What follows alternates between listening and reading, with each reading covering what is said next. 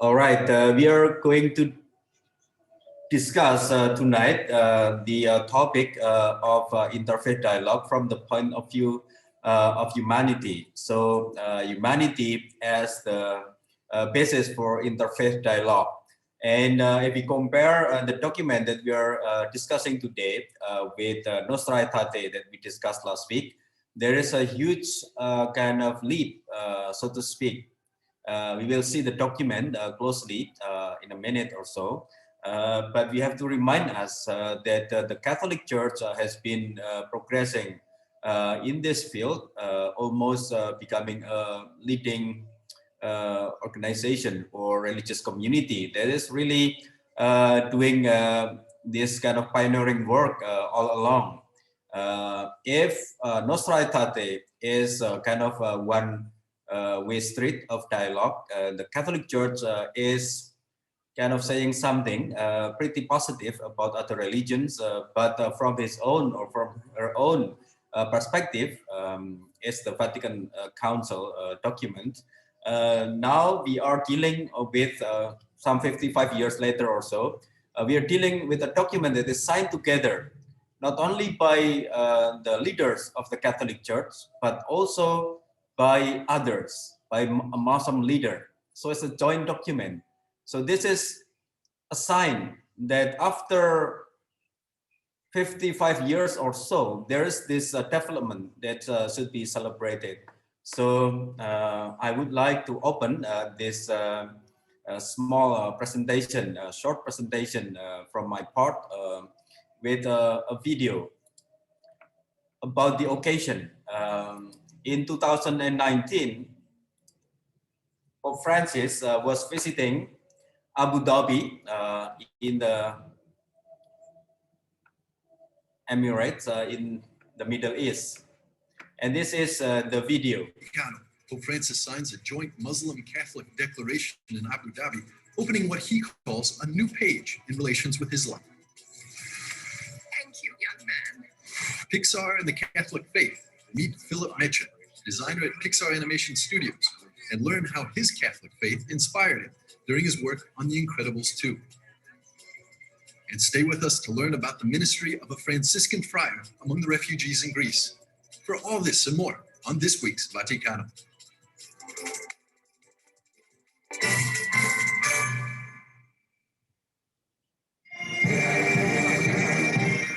The first ever papal trip to the Arabian Peninsula, the cradle of Islam, has opened a new era in Catholic-Muslim relations. A major moment came with the signing of a joint declaration stating that from now on, relations will adopt a culture of dialogue as the path, mutual cooperation as the code of conduct, and reciprocal understanding as the method and standard.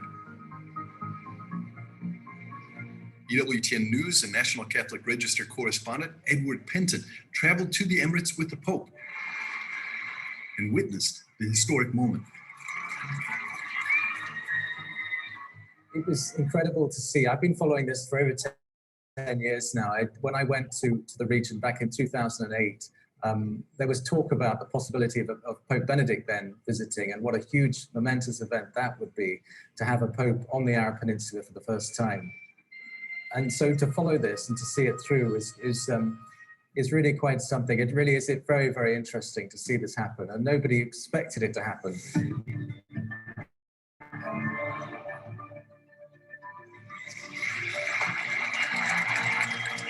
And the images are very striking. You've got the Pope in white, of course, and then you've got the Emiratis dressed in their kandoras and the white kandoras, and the colors and the whole images of the Arabs and Catholics side by side, I think was very striking.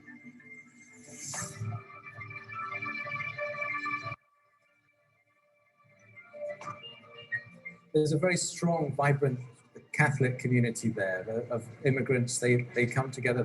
They face quite a bit of hardship there. They do a lot of work. Work there is quite badly paid. It's not in the context of a very rich country, and they often have quite poor jobs, domestic jobs, or in construction. They were very much buoyed by this visit and very encouraged by the Pope's presence there.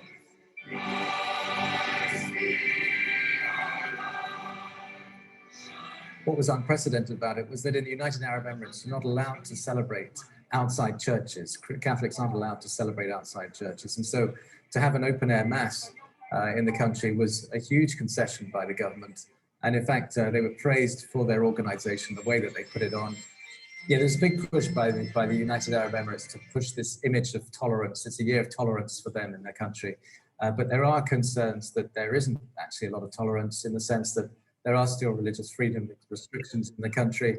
And Catholic immigrants do not have full citizenship rights. So they can never actually be citizens of the country. They're always considered to be, in a sense, guest workers there, which actually the Human Fraternity document did address. This document signed by Pope Francis and the Grand Imam, and said that this issue needs to be, there needs to be equal rights, equal citizenship rights in Muslim majority countries.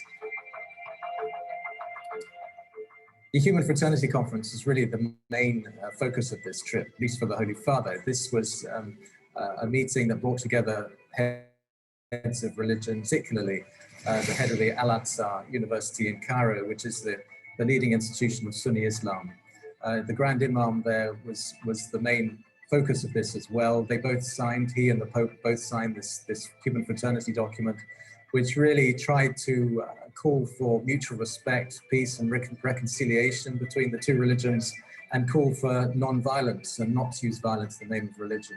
This was really the main purpose of this document, and to really talk about human fraternity, which people like Cardinal Coots of Pakistan, he said that this was an important term, he thought, because it moves ahead of just tolerance. It's to talk about fraternity and brotherhood is a step forward, a step up.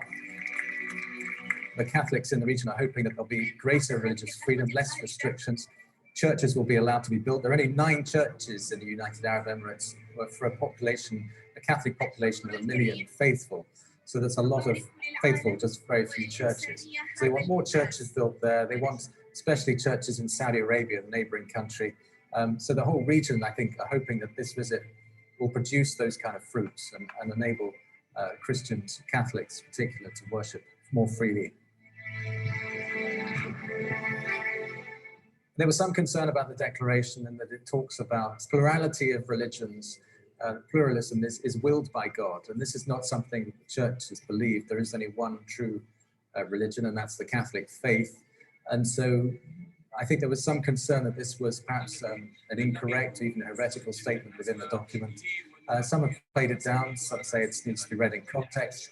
Others think it really is highly disturbing, as one priest told me. We do know that the papal theologian, Father Giertic, Dominican theologian, was consulted about it, but he didn't see the final version or the final draft of the document. So some things perhaps got in which perhaps shouldn't have. And in fact, the Pope said on the plane coming back that he was surprised by some passages, and then saw that they were actually in line with the Second Vatican Council. So a bit of a mystery, that part of the trip.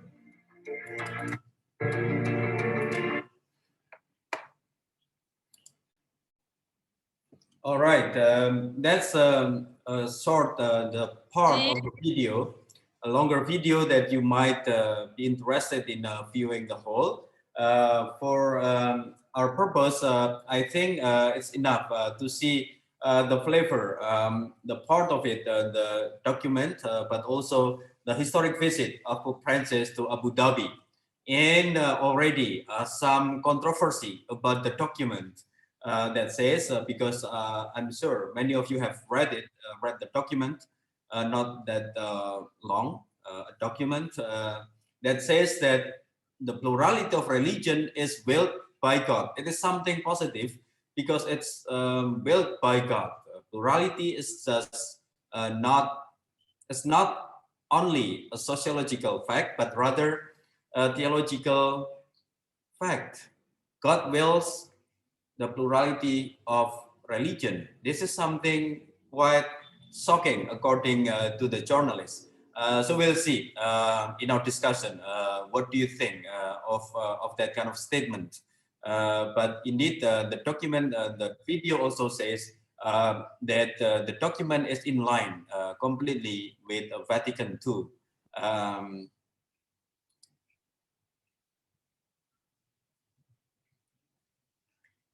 So let me start my presentation of the document. Let me see.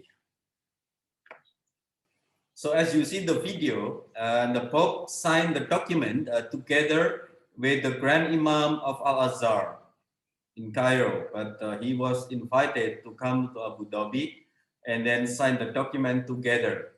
So the symbolism of peace, of coming together, of encounter is very prominent here. Two hands coming together. And this is one of the most enlightening statements, most important statements in the whole document for me. Faith leads a believer to see the other, a brother or a sister, to be supported and loved. So through faith in God, who has created the universe, creatures, and all human beings equal on account of his mercy, believers are called to express this human fraternity by safeguarding creation and the entire universe. In the video, it was also mentioned there's this cardinal from Pakistan who said that fraternity is actually something more advanced, a step forward beyond or after tolerance. Tolerance is minimal. Fraternity is quite maximal. It is a step further from just tolerance.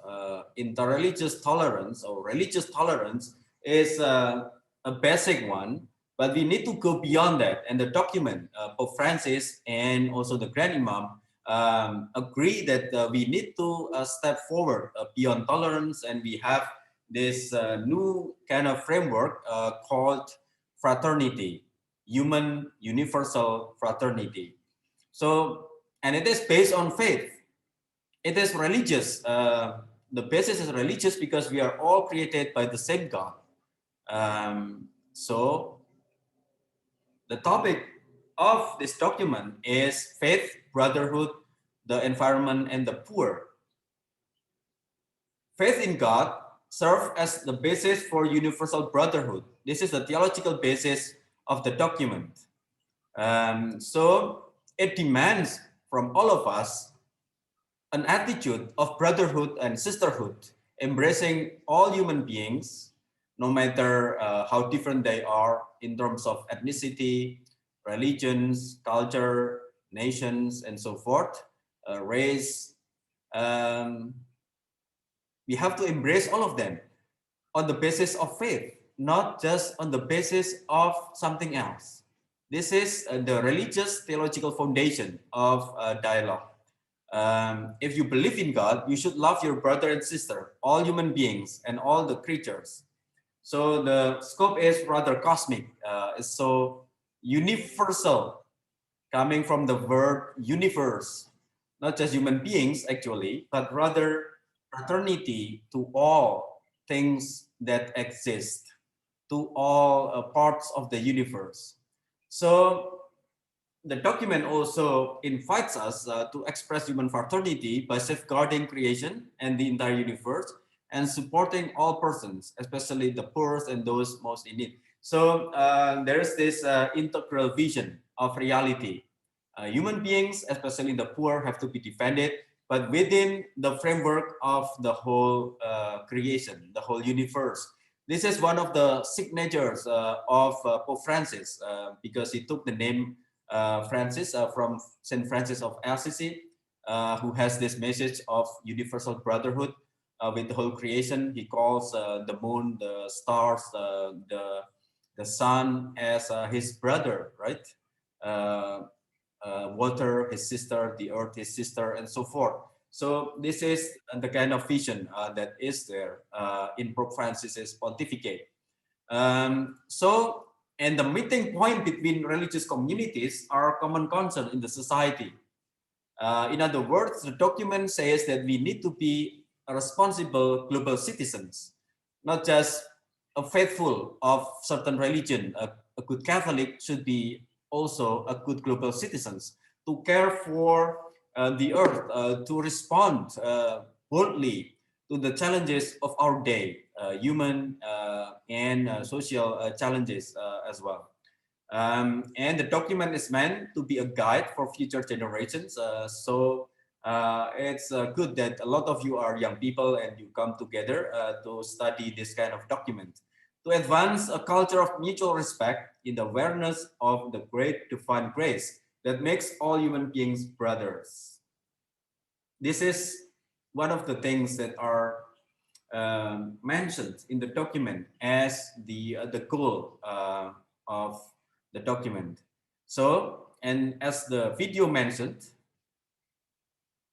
the document also offers the adoption of a culture of dialogue as the path, mutual cooperation as the code of conduct, and reciprocal understanding as the method and standard.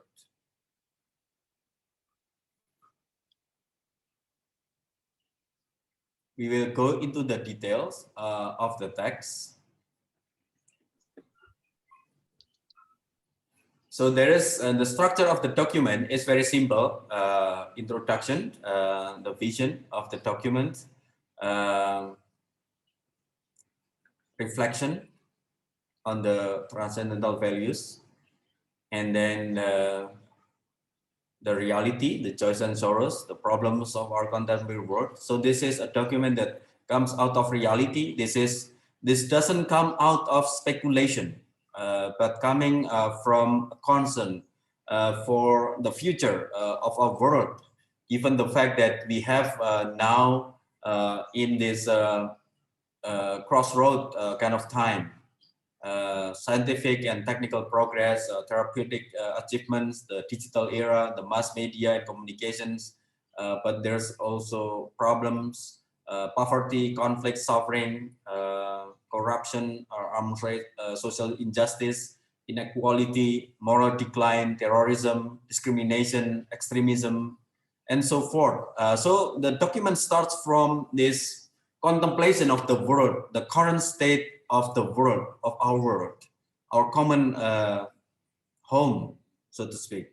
And then they reflected, Pope Francis and the Grand Imam, on the need of a human fraternity as a way to respond to that.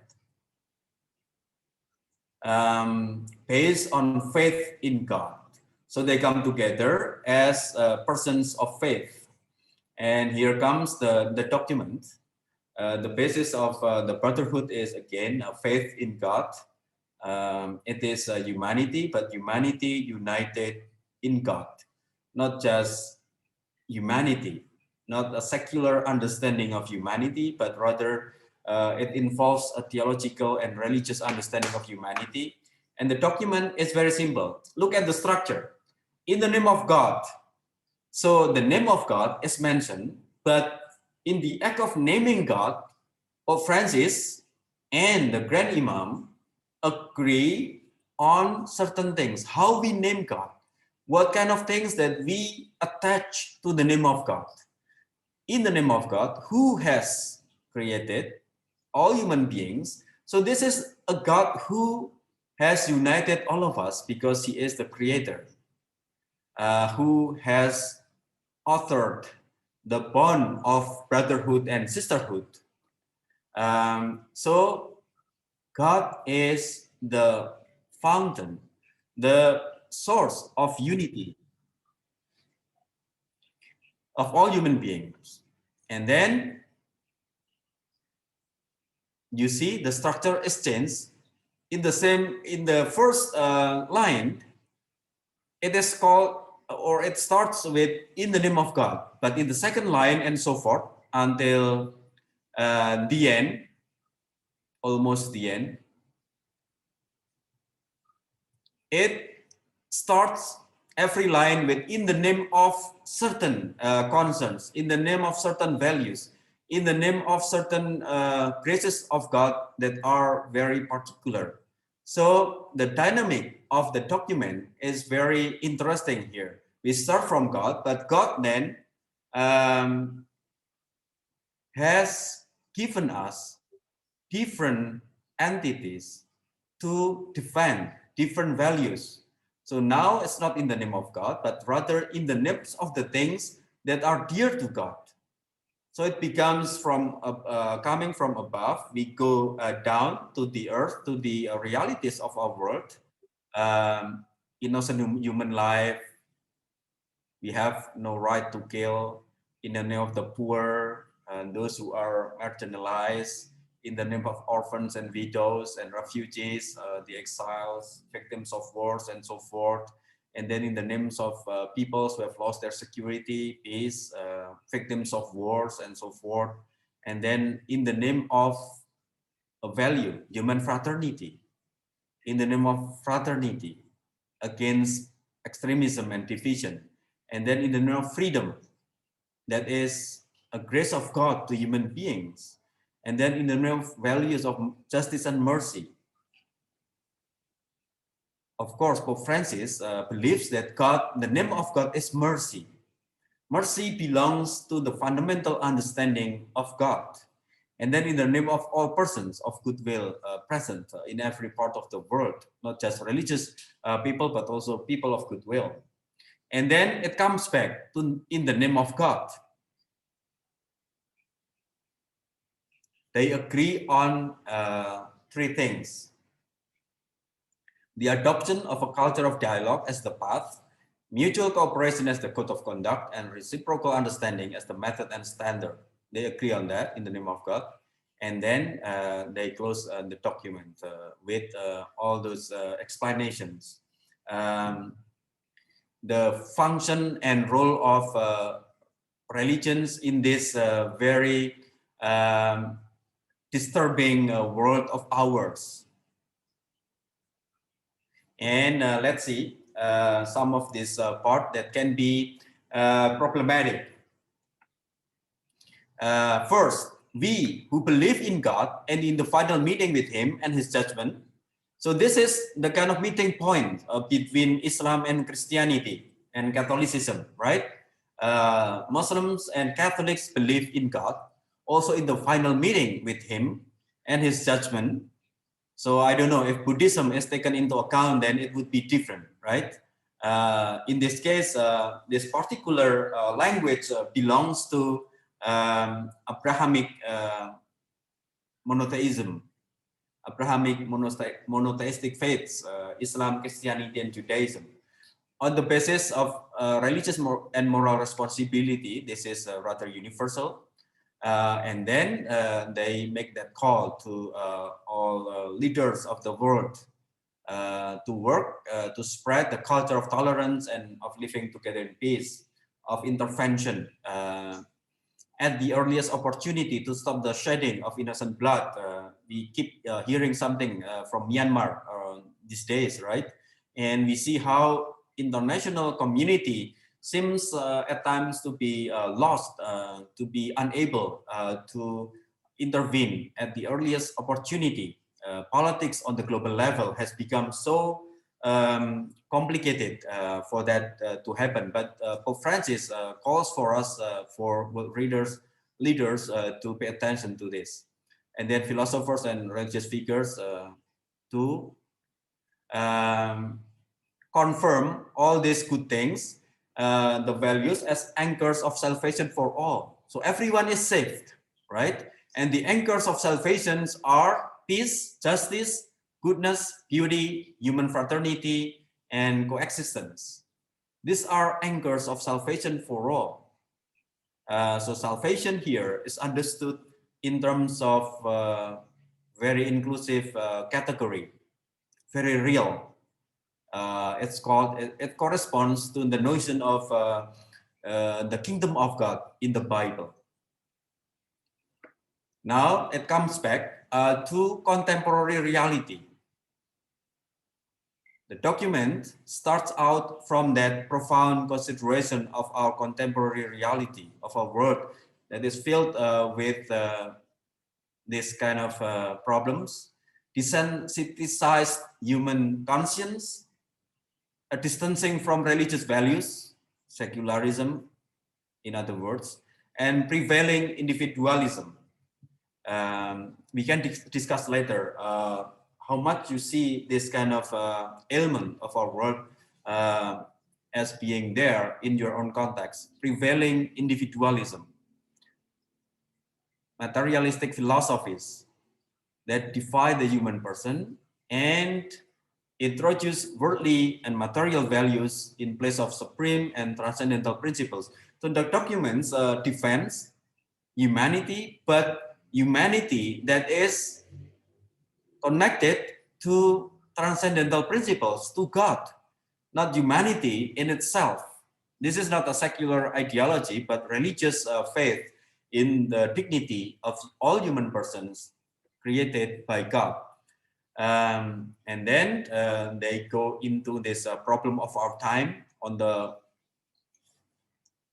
one hand, we are grateful because our life has become so much easier, so much more comfortable because of science, technology, medicine, industry, and so forth.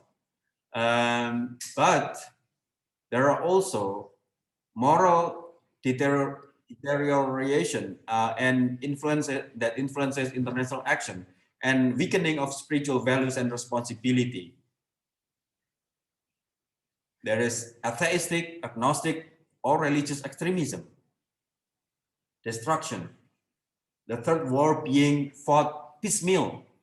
So Pope Francis, also in Fratelli keeps repeating this kind of notion that our world is actually in the midst of waging a third world war. The first and the second, we know them, but then now we are having the third one,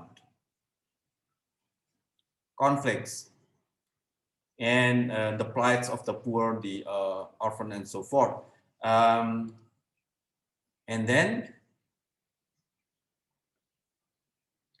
also the affirmation that religious awareness is on the rise as well, or it is important to pay attention to the power of true religions, true spirituality here.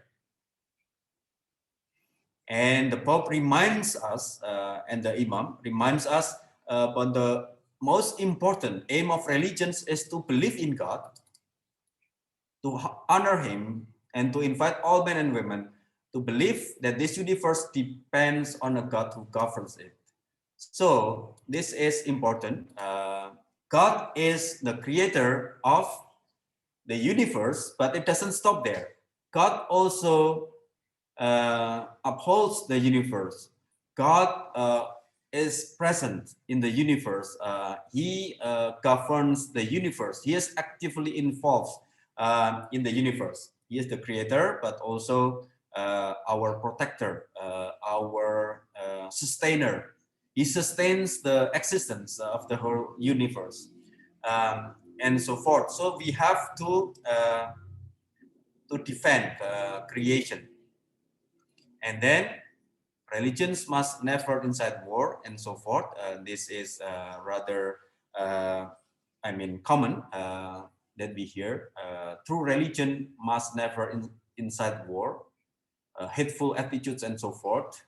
And the Pope and the Grand Imam agree that all those things that are done in the name of religion actually comes from a deviation of religious teachings. They're not coming from authentic interpretation of religions. It is political manipulation.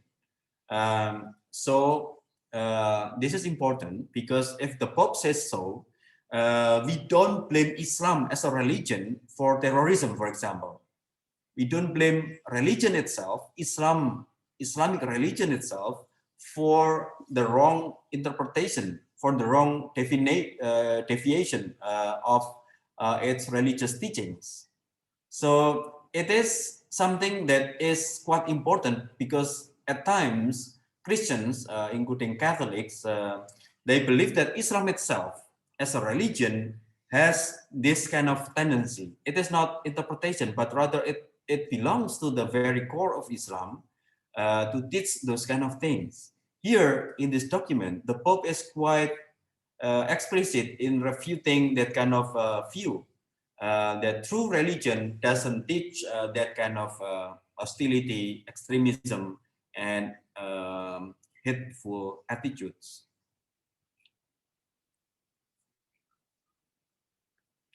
And then they ask,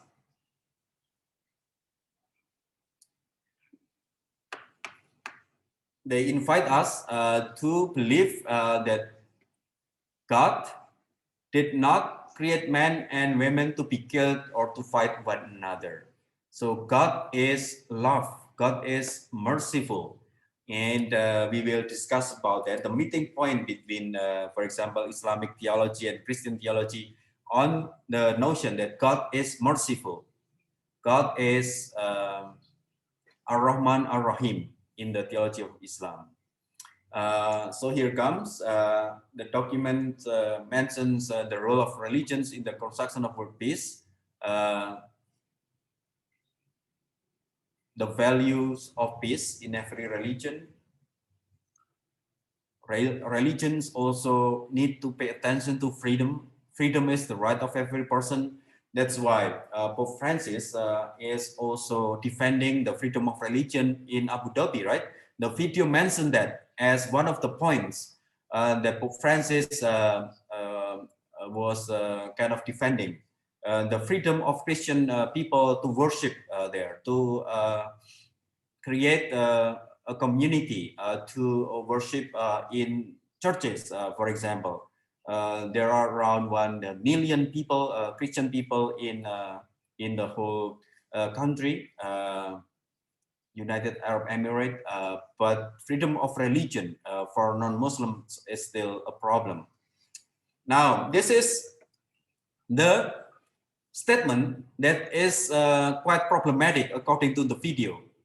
The pluralism and the diversity of religions here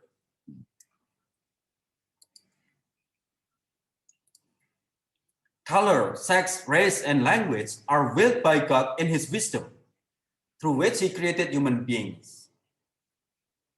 I want to hear your opinion about this as Catholics. Do you see this as a problem? We have seen how the Vatican document, Nostra Aetate, last week talks about pluralism, right?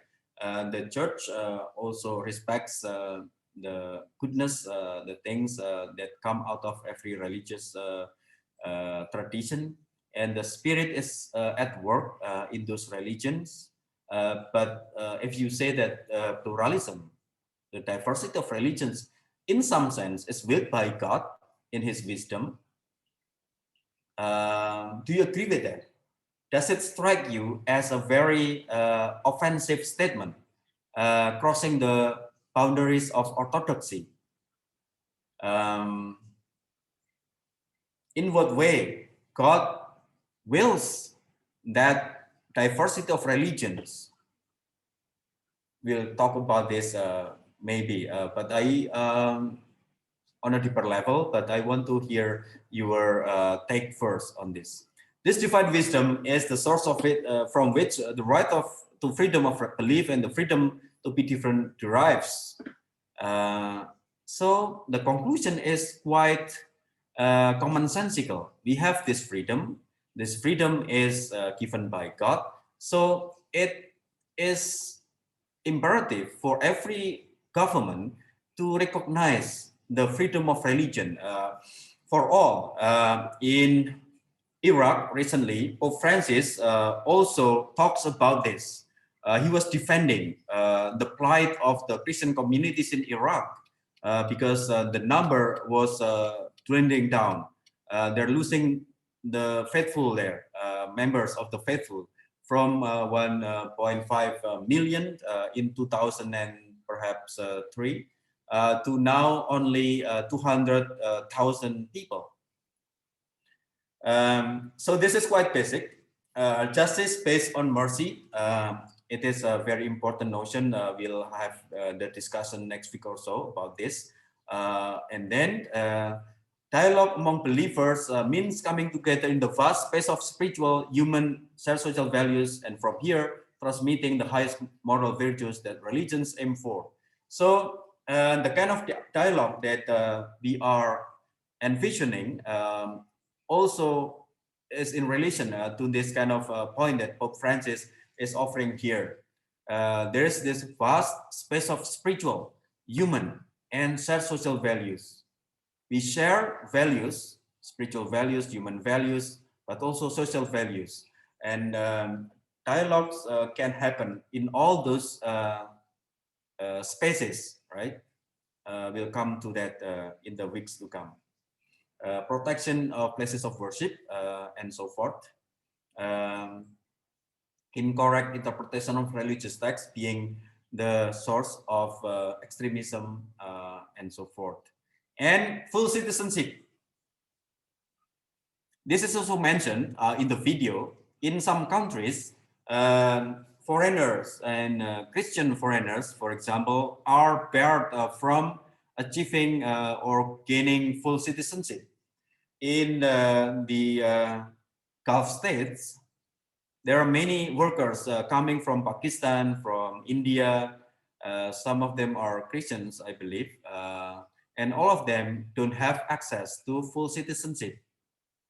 So they're minorities, they're strangers, they're migrant workers.